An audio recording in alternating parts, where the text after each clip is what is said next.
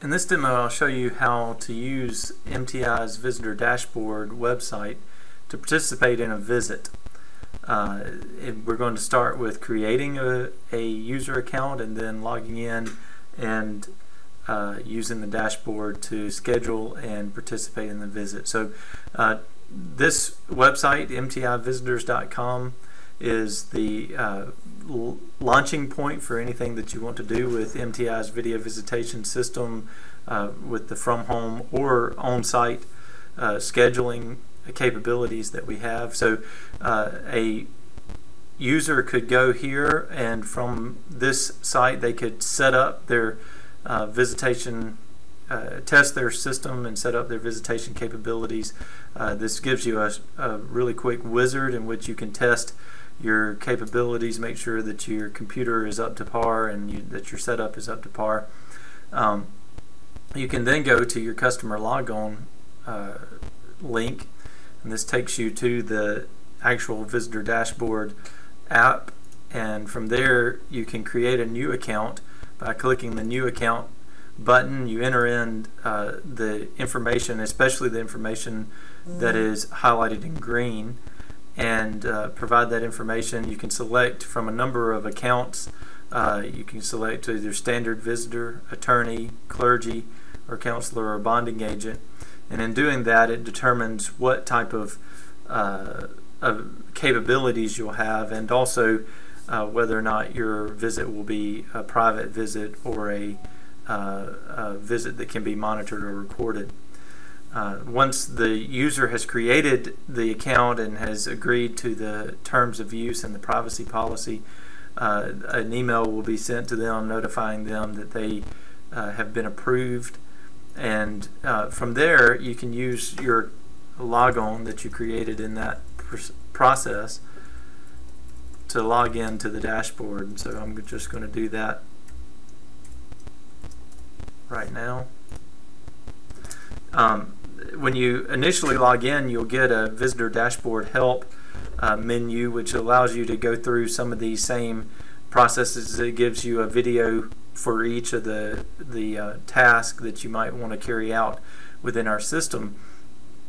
For now, I'm just going to show you how to do a new visit. So I click on the new visit link or the new visit button, and I'm given a choice of the locations that I can select from. So we're going to select Charlotte County Jail as our jail that we're going to visit with, and it will notify you, we're on Central Time and Charlotte County's on Eastern Time. It will notify you that you're 1 hour behind this facility, which means that you're going to need to compensate your arrangement to meet up with this facility schedule.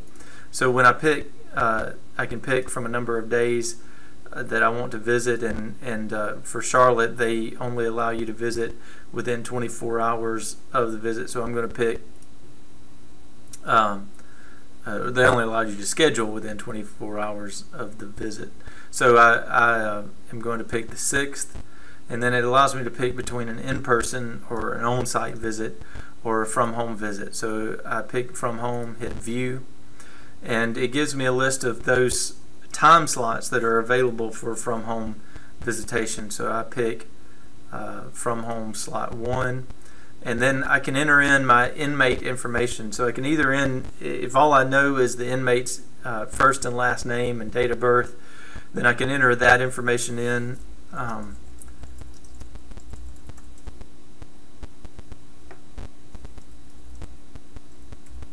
Or I can enter in an inmate ID if I know that. Now, if I enter in an inmate ID, then it takes precedence over the inmate first and last name, so it can tend to be more precise. Because my account is a attorney account, actually, that I have set up, I can pick the time limit that I want my visit to have. So if I only need to visit with my client for 15 minutes, then I can pick to do that, and you notice that the price for that visit adjusts accordingly. So if you're a standard visitor, which most visitors would be, you're not going to get that option. You will just have your length be 60 minutes.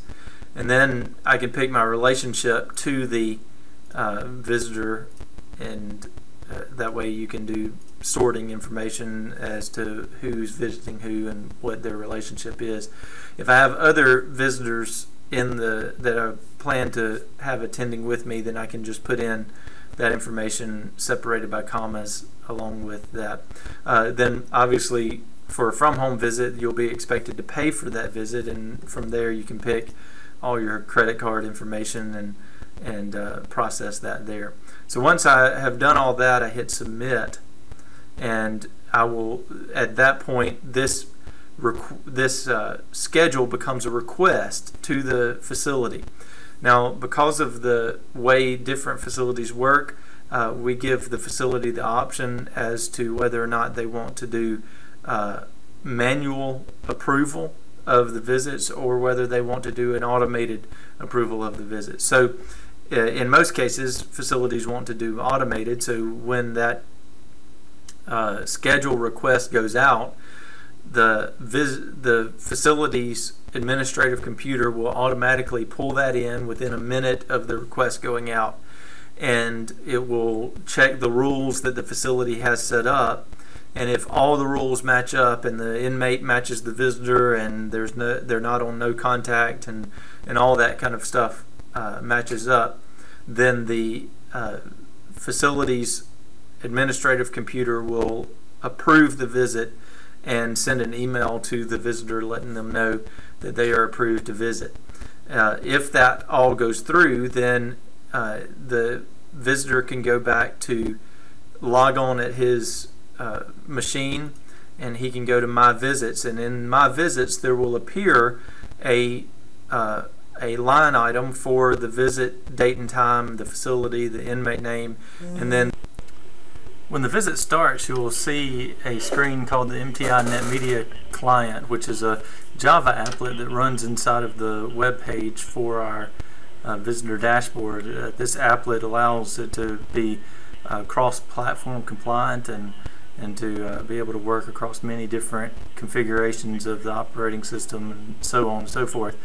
But when it starts, it will pull up a viewing window for the inmate side, which will be the larger window here, and then it'll also give you a preview of what the inmate's seeing on your side, and so you can adjust your camera and prepare for the visit, and then the inmate will come and participate in the visit with you.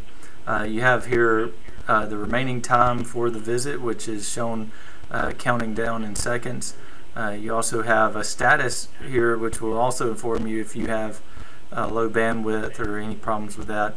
And then here you have the ability to type in a message to the inmate. It will show up on the screen, on the inmate's video screen, and is actually a part of the video, so that anything that is typed in there, it will actually be recorded, so that if a detective or anyone wants to review what's said, they can even read what the messages are that the visitor is typing in.